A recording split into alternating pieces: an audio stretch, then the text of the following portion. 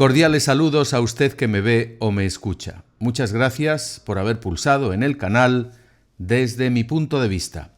Soy Constantino de Miguel, periodista internacional durante muchos lustros y ahora libertario comentarista de la actualidad. Apenas hemos salido de la guerra contra el virus chino que nos meten en otra, la de Rusia contra Ucrania, una guerra relámpago de manual. En cuestión de pocos días, el segundo ejército del mundo se ha enseñoreado de esta democracia de más de 41 millones de habitantes, situada en el confín de Europa.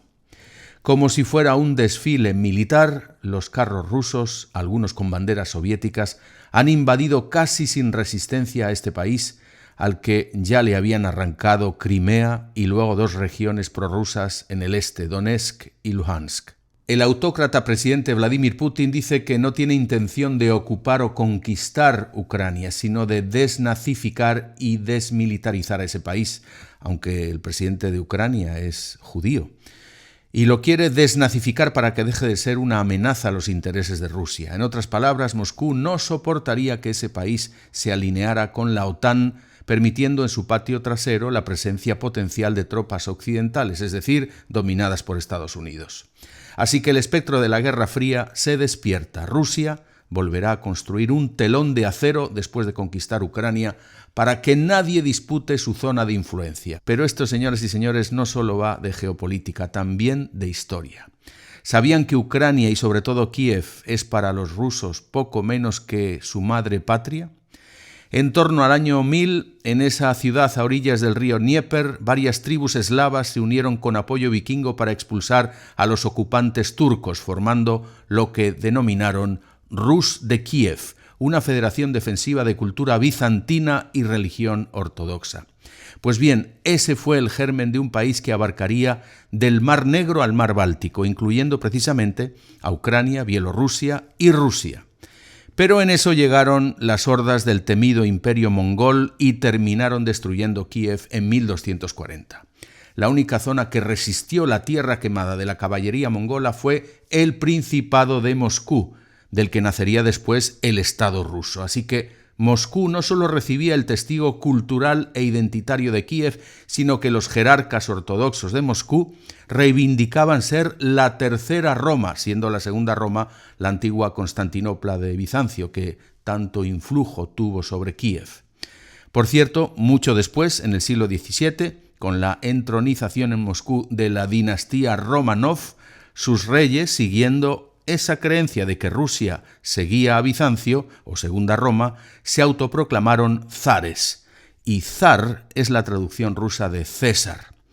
Pues ese zarismo que con Pedro el Grande convirtió a Rusia en un gran imperio es el que ha resurgido en la invasión de Ucrania. También renace el amargo recuerdo de una Rusia que bajo dominio de Stalin sometió de forma brutal a Ucrania, forzando la colectivización del campo y causando la muerte por hambre a millones de campesinos. Los ucranianos tienen muchas razones para tener auténtico pavor a ese imperio del norte que masacró en los años 30 a 4 millones de sus ciudadanos. Tampoco aceptan esa visión romántica de la historia rusa, típica de los nacionalismos. Ucrania comparte, es verdad, mucho con Rusia, pero ha sido siempre otro país. En todo caso, el nuevo César ruso, Vladimir Putin, no tolera que ese imperio zarista, que luego se transmutó en la Unión Soviética y terminó en la Comunidad de Estados Independientes, siga desmantelándose. Moscú tuvo que consentir, al caer la URSS, la pérdida de las 3 repúblicas bálticas, mientras todos los países del este de Europa, antes agrupados en el Pacto de Varsovia, se alineaban a todos los efectos con Occidente. La excepción fue Bielorrusia, dominada hasta hoy por el pintoresco dictador Lukashenko, ahora aliado de Putin en su ofensiva contra Ucrania. Pues bien, Rusia ha dicho que no tolerará que Ucrania sea la siguiente ficha del dominó que caiga al bando atlántico.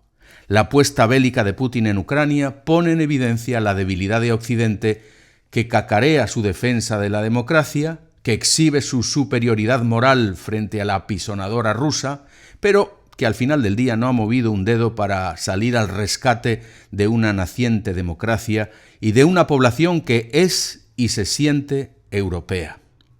La Realpolitik se impone porque a Occidente no le interesa una guerra frente a la potencia nuclear que es Rusia. Estaría perdida de antemano, ya que nadie gana una guerra atómica.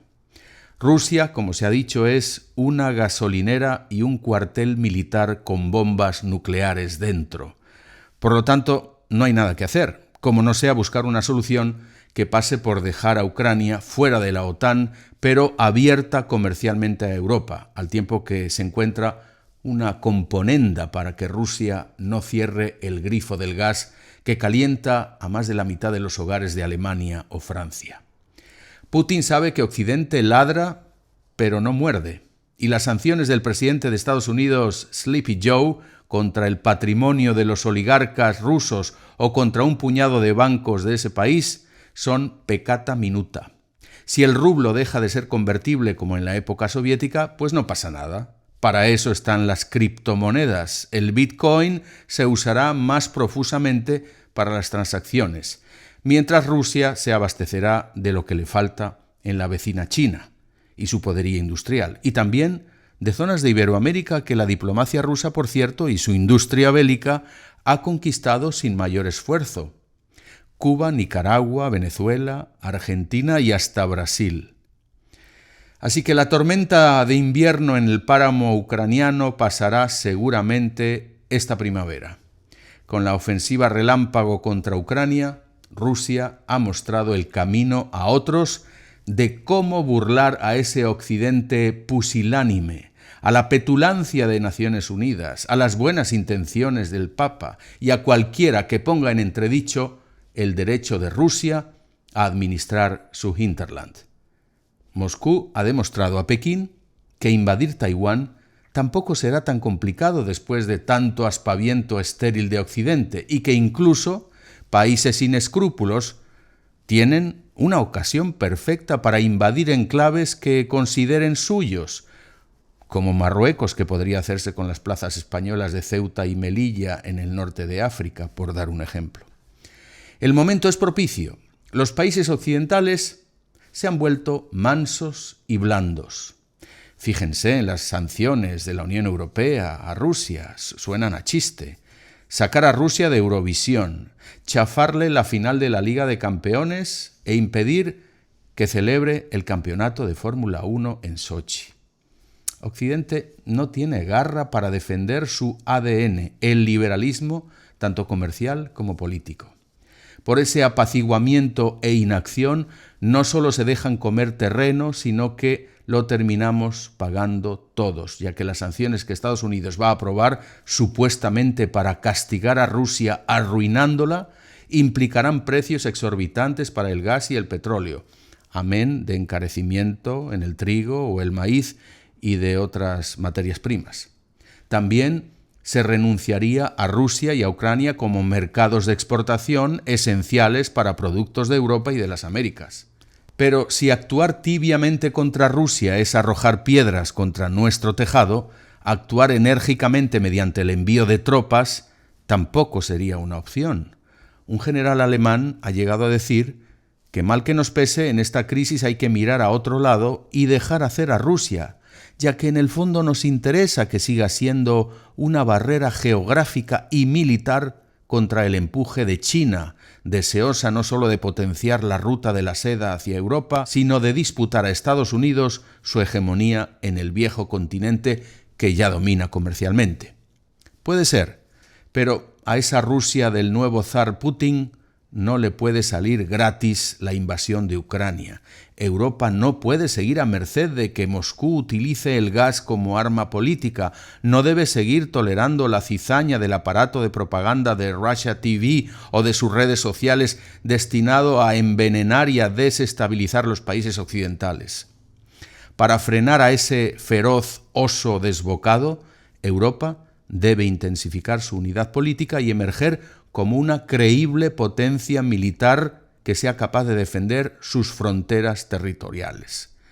Pero no lo veremos, a menos que el coloso militar ruso se envalentone tanto con su conquista ucraniana que cumpla su amenaza de impedir que las vecinas Finlandia y Suecia se integren en la OTAN y decida arrollar a esa península de Asia llamada Europa. Muchas gracias.